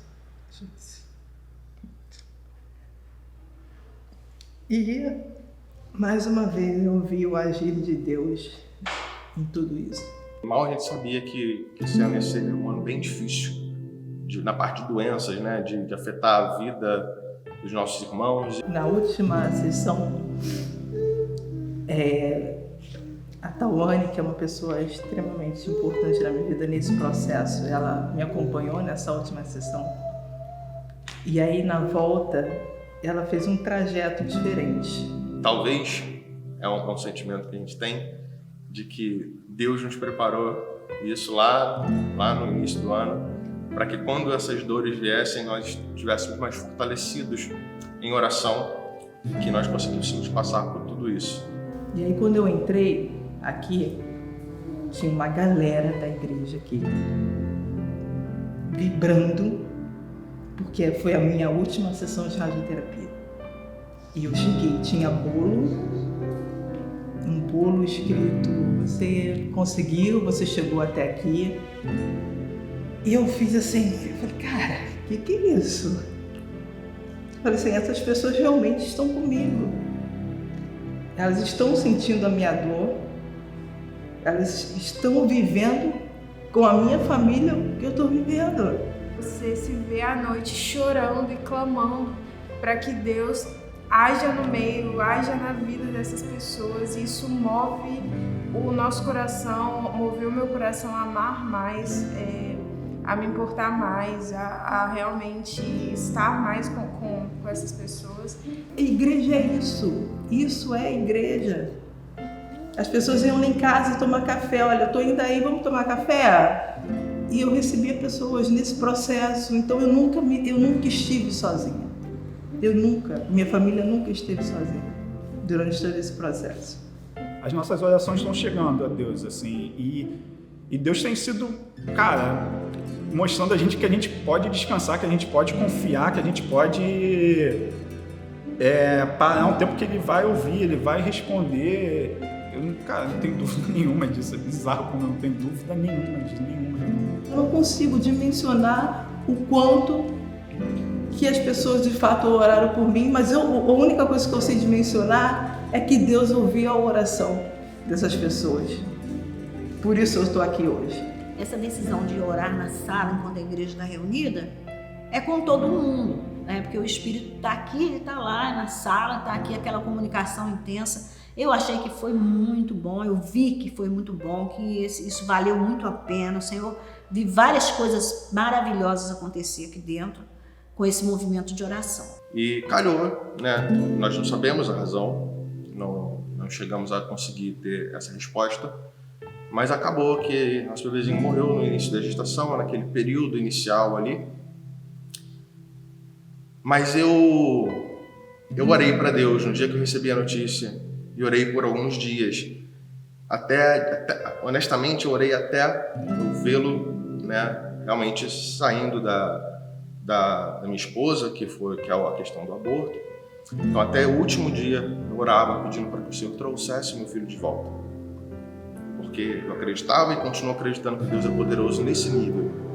Que se fosse a vontade do Senhor, se fosse algo que lhe aprovesse, Ele o faria. Eu entreguei isso nas mãos de Deus, orava, Senhor, se for da tua vontade, traz meu filho de volta, mas traz ele bem. Se for para ele sofrer, ele vem com o Senhor. E Deus não trouxe. E eu tinha tudo para que meu coração se endurecesse, porque a partir dali eu vi a vida de vários outros irmãos funcionando, as coisas ficaram bem, né? Mas Deus é tão bom que meu coração em nenhum momento se endureceu, ele se alegrou. E nesse momento particular de muita dor, foi um momento que eu vi o tamanho do amor dessa igreja, por mim, pela minha família, pela minha esposa. E isso foi algo extremamente marcante. Isso moldou a nossa relação com essa igreja, que já era muito boa, mas ela foi além. Então, até nas coisas ruins, nas coisas tristes, Deus é bom. Deus molda as coisas a seu grandioso propósito. Deus de fato levanta na igreja, de fato parada é a igreja local, de fato é a igreja se amando e crescendo junto e amadurecendo junto. E a liderança, ela parte disso, parte da igreja. Costumo dizer que na minha vida ministerial eu não poderia escolher estar em outro lugar hoje, porque aqui eu me sinto muito feliz, bem, tenho amigos nessa comunidade, nessa igreja. Até a relação pastor, presbíteros, diáconos, membros é uma coisa muito amistosa, muito gostosa de se viver. Nossa história, ela tem um impacto importante para nós e é super relevante que a gente marque isso nas nossas vidas, mas ela não está destacada do reino. O reino de Deus, ele é muito maior do que a Carioca. O reino de Deus, ele é muito mais impressionante, extraordinário e assim, são incontáveis as coisas que você pode falar sobre grandes desafios e grandes tragédias que se propuseram à igreja e a igreja avançou, né? A igreja, ela permanece, a igreja, ela prevalece, ela passa pelas coisas. Então a gente acaba tendo essa concepção e isso move muito a mim, né? E eu consegui, graças a Deus, trazer a galera para fazer esse documentário para que a gente pudesse transmitir isso. O objetivo principal é que a gente pudesse contar um pouquinho de 10 anos que toca muito a gente, que é algo que, assim, cara, é Deus manifestando-se muito a nós de uma maneira muito individual, mas que perto da eternidade é nada. Então eu quero que a gente consiga ver essa nossa história como algo que não é a história da Carioca, mas ela é a história de Deus, né? A história de todas as coisas. Só que esse é o nosso pedacinho. Então que Deus deu pra gente e que Ele espera, e na verdade Ele tem nos conduzido para que a gente possa cuidar disso com muito amor. Posso falar? Pode falar. Isso foi quando eu fiz 14 anos, eu não ia em igreja nenhuma, não conhecia igreja nenhuma. Mas eu fui morar isso lá no Divino de Carangola. Eu fui morar numa fazenda lá, numa viúva.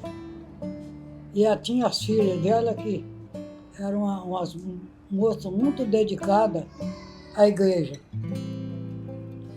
Aí elas me chamavam para ir, meu pai nunca queria deixar. Meu pai não gostava de igreja. Aí, quando foi um dia, ele resolveu deixar, eu fui. Foi o meu primeiro passo que eu dei para Jesus.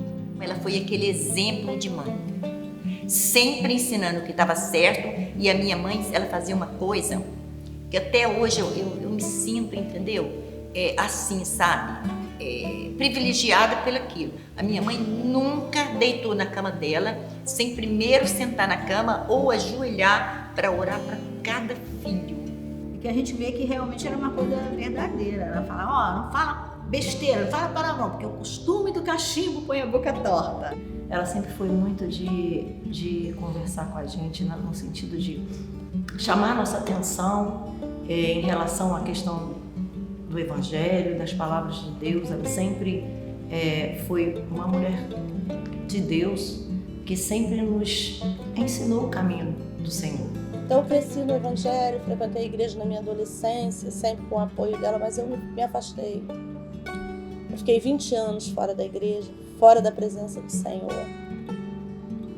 E todas as vezes que eu conversava com ela, ela falava Deus, e eu falei com ela, não vou vir mais te visitar se você for falar de Deus para mim, não quero ouvir falar de Deus. Tinha algumas feridas na minha vida que me levaram ao afastamento total de Deus. Quer dizer, eu achava que estava afastada dele, né? Mas hoje, depois que eu voltei para os braços deles, eu consigo ver o cuidado dele esse tempo todo comigo, principalmente por deixar a minha mãe 20 anos orando por mim. Aí eu peguei aquela Bíblia, falei, a cartilha da infância é só ABCD, né? Só a cartilha do ABC. Eu olhava, pelejava para conferir, mas não conferia muito mesmo. Aí passei aquela hora da escola dominical ali, teve o culto, e ela disse assim, olha, Iraci, o que você aprendeu nessa Bíblia, você vai falar. Minha avó é o cumprimento das promessas, da promessa de Deus, de ver os filhos dos filhos, que a Bíblia fala que na velhice ainda dão frutos. Não foi ela que pegou na mão de cada uma das pessoas da família e levou para a igreja e apresentou a Jesus especificamente, mas começou por ela esse movimento na nossa família. Eu digo para ela que ela é muito abençoada por Deus, que Deus realmente botou a mão dele sobre ela, porque a partir da geração dela, nós temos pastores, presbíteros, homens comprometidos com Deus, mulheres comprometidas com Deus, que lideram a igreja, que são servas do Senhor. Tive o privilégio de ser criado por ela. Eu morei com a minha avó dos meus 4, 5 anos até os 16, 17 mais ou menos. E na época eu não via com tanta bênção quanto eu vejo hoje, mas foi sempre muito bom, cara. Minha avó foi uma mulher fantástica, assim, numa vida extremamente ordinária, extremamente comum, simples. Muita felicidade, porque eu conseguia ter meus filhos todos na igreja. Teve alguns que entrou e saiu, mas não demorou muito, voltou. Porque eu orava e dizia para o Senhor, Senhor, meu filho não pode ficar no mundo. Minha filha não pode ficar no mundo. Eu estou aqui para servir o Senhor, mas quero meus filhos junto de mim. Sempre deu exemplo de uma pessoa que tinha fé, que orava sempre, e ela sempre acreditava que Deus ia fazer as coisas. Eu achava só que ela... Vou repetir isso aqui mais uma vez, e é isso. Só que conforme você vai envelhecendo, vai adquirindo alguma sabedoria, eu pude ver que aquilo ali era uma grande demonstração de fé, de compromisso. E isso me marcou muito. Hoje o compromisso que eu tenho com a igreja, por exemplo, é uma herança dessa postura dela. Eu orava por todos e falava da família inteira, porque eu sentia prazer deles estarem junto comigo, mas na obediência de Deus. E Jesus me concedeu esse prazer de eu ir acolhendo eles e chegar ao ponto de hoje, nos dias de hoje, é Rafael, é Denis,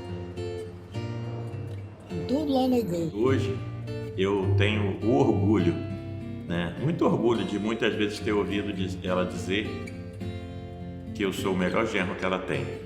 E hoje, quando eu voltei para Jesus e que o meu pai morreu, e eu chamei ela para morar comigo, ou eu morar com ela, na verdade, eu falei para ela que a escolha de cuidar dela seria minha, não por obrigação, mas seria um pedido de perdão por todas as vezes que eu fiz ela chorar por mim. E que ela nunca mais ia me ver longe da presença de Deus. Ela também é minha mãe. Então eu tenho um orgulho muito grande, uma satisfação muito grande. E o que vocês estão me proporcionando hoje de poder estar falando isso aqui, eu acho que eu nunca falei claramente para muitas pessoas. Mas hoje todo mundo vai saber o que a Dona Iraci representa para mim, o carinho que eu tenho por ela, o amor que eu tenho por ela e o agradecimento que eu tenho por ela ter perseverado, em não, vamos dizer assim, não desistir de mim. Da onde veio isso? Veio lá do tempo que eu era menina ainda. Porque eu guardei para mim e passei para eles a minha experiência de vida com Deus. Ensinei eles, sempre eu ensinava alguma coisa a eles, alguma coisa que eu sabia, porque até para ler era difícil. Assim, a minha avó sempre levou a gente, sempre foi uma mulher de muita fé, né? A minha avó, quando meu pai faleceu, a gente pensou que ela ia cair e foi ela que deu força para todo mundo. Um mês antes de descobrir que meu irmão estava com câncer, ela falou comigo assim, eu tive um sonho com o Paulo. Aí eu falei, o que a senhora sonhou, mãe? Eu sonhei que tinha um monte de homem carregando ele e eu estava na frente falando que não era para levar. Que eles estavam prendendo um homem trabalhador. Meu filho não era bandido, meu filho era um homem de bem. E, de repente, o comandante daqueles homens virou e botou a mão no meu braço e falou assim, a senhora não precisa se preocupar, porque ele está na mão do Exército da Salvação. Daqui para frente, quem vai cuidar dele somos nós. E quando ela descobriu que ele estava com câncer, ela falava o tempo todo, eu não estou preocupada porque ele está na mão do Exército da Salvação. Quando falei com ela, ela falou assim, minha filha, Deus me deu, Deus levou, bendito seja o nome do Senhor. Ela levantou a mão para o céu e falou, glória a Deus, eu não perdi meu filho para o mundo, Deus levou. Eu sei que agora ele está com Jesus. É difícil para mim entender isso como mãe, sabe? Porque eu não sei se eu falaria isso, se eu teria essa coragem, esse entendimento que ela tem. Eu não conseguia entender de onde vinha aquela força. Ela estava perdendo o filho dela.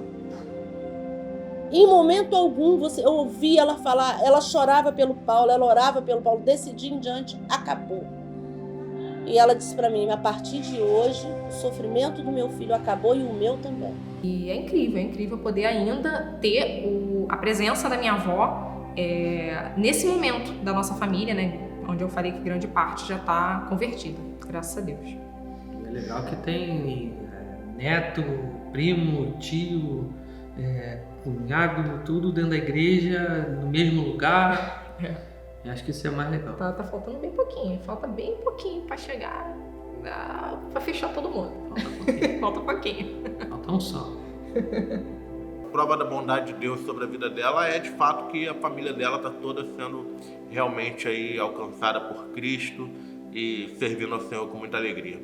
Eu acho que ela só vai partir quando ela falar assim, não, minha missão aqui está cumprida, porque agora toda a minha família está aos pés do Senhor. Eu faço questão de dizer todos os dias para ela que eu a amo, que cuidar dela não é uma obrigação. E eu fiz um trato com ela que nós vamos comemorar 100.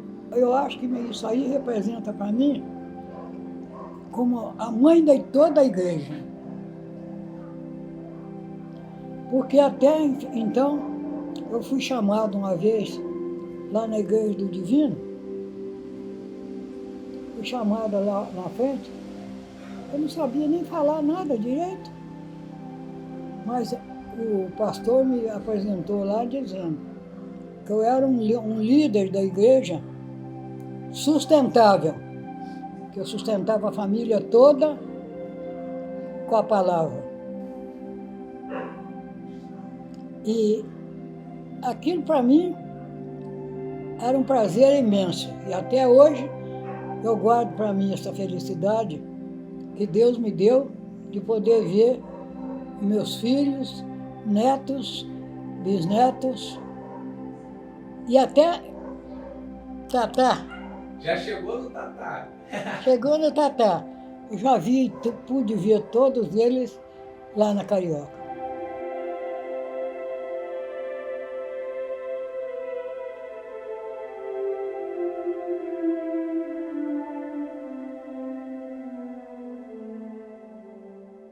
O que significa a igreja para você? Significa o corpo de Cristo, aonde reúne os filhos, os adoradores dele. É o corpo de Cristo. É o corpo de Cristo. Família. É família. É a família da fé. Para mim é família. família. A igreja tem esse senso de família. E é muito bom poder fazer parte dessa família. Uma grande família, né? Dá um zoom assim. Pode ser a igreja família? Pode. Então a igreja é família. Cara, como se, eu tivesse nascido com todo mundo. Todos nós somos irmãos. Igreja para mim é vida. É vida, é uma vida abundante, feliz. Carioca é vida para mim. É realmente um lugar onde pessoas amam umas às outras, se importam verdadeiramente umas com as outras. Comunidade. Comunidade viva, é um recomeço pra gente. Lugar de cuidado. E você ser amada é um local de comunhão, é um local de crescimento espiritual mútuo. É sinônimo de amadurecimento. Um aprendizado, aprender com o testemunho do outro a sermos pessoas mais parecidas com Cristo. Aprendendo a perdoar, aprendendo sobre Deus, aprendendo a lidar com as diferenças, aprendendo a ser misericordioso, a ser generoso. A gente aprende, a gente tem amigos mais chegados que irmão. Um lugar que eu me sentia confortável, não para ser eu mesma, mas para eu mudar quem eu sou. Aqui eu sou confrontada semanalmente. Igreja para mim é viver Cristo em comunhão. Eu amo esse lugar, amo essa igreja, amo as pessoas da igreja. É um lugar excelente. E eu agradeço a Deus por Deus ter colocado a Carioca em nossas vidas. O amor que eu sinto por essa igreja eu não sei explicar. Gente, isso é maravilhoso. A igreja é tudo. É como se fosse a segunda casa, digamos assim. Seria clichê dizer que a igreja para mim é lar? Digo isso porque perdi meus pais muito nova. E das poucas lembranças que tenho na minha infância, a mais forte é de ir de um lugar para o outro. Por conta disso, nunca criei raízes, nunca me senti pertencente a algo. Até que Deus me deu uma família, meu marido, meus filhos e a Carioca.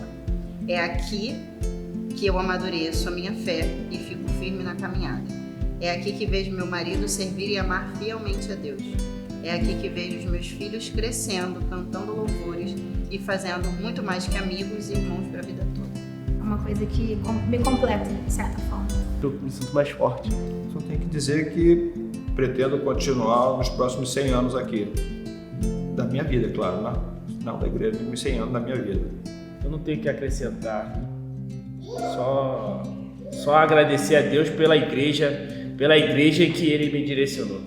Um monte de gente diferente, que talvez em outros lugares essas pessoas não tivessem mínima chance de contato, que sentam na mesa juntos e compartilham um pouco. Pessoas completamente diferentes no mesmo propósito. É o evangelho através de nós. Ela é o evangelho que começa antes de nós, ele nos atravessa e ele vai para depois de nós. É a forma como Deus conduz a história dele. A igreja é o fio da meada do... É a forma mais próxima que eu tenho de ver o reino de Deus de fato. É a eternidade invadindo a Terra. Uma fração daquilo que ele preparou pra gente na eternidade. Um ambiente de ensaio para a eternidade. Foi na Carioca ou na igreja que eu aprendi a almejar o céu. Então, para mim, a igreja é isso, é a preparação para ir para o céu.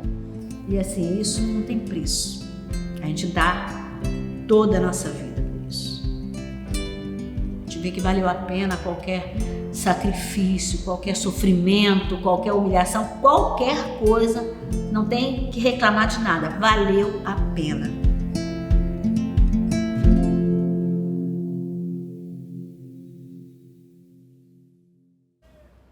Eu agradeço a vocês. Eu sei que vocês nos amam. Por isso que está sempre junto de nós. Tá? Muito obrigado.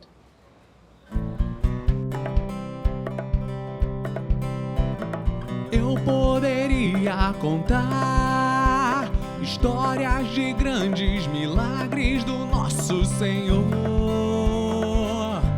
na congregação. Ou poderia mostrar nos céus e na terra as marcas da obra de Deus na criação.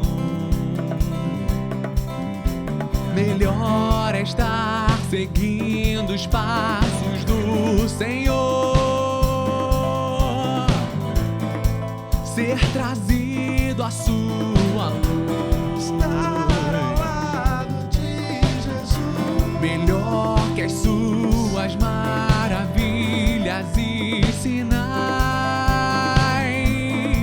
nós veremos muito mais. Vem ver, o Rei está entre nós.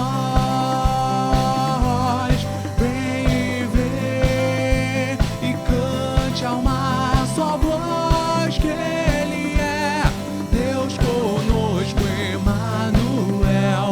Verbo eterno e amor fiel, a promessa viva está.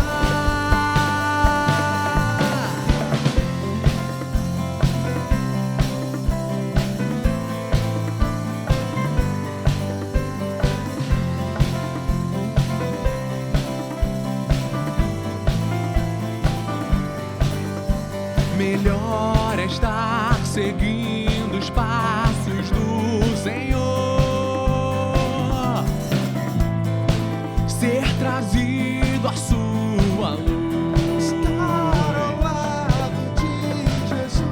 Melhor que as suas maravilhas e sinais, nós veremos muito mais. Vem ver, o Rei está entre nós. Vem ver e cante a uma só voz que Ele é Deus conosco, Emanuel. Verbo eterno e amor fiel, a promessa viva está. Vem ver, achamos o Messias.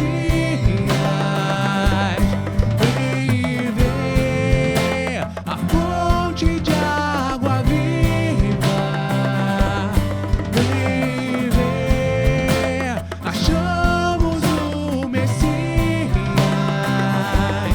Vem ver a fonte de água viva.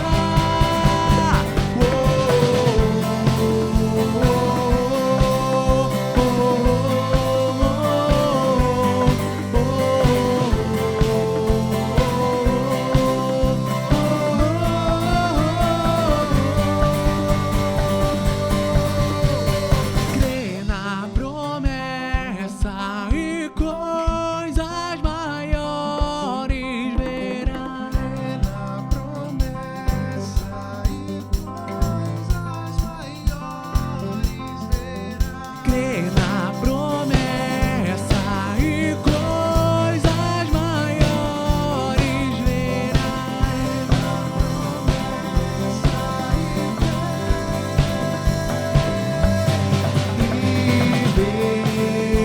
O Rei está entre nós. Vem ver e cante a uma só voz que Ele é Deus conosco, Emanuel. Verbo eterno e amor fiel, a promessa viva está. Vem ver,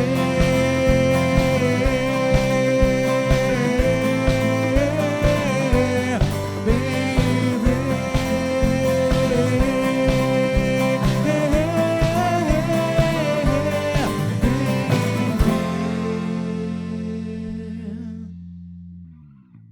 Em nome de Jesus, amém.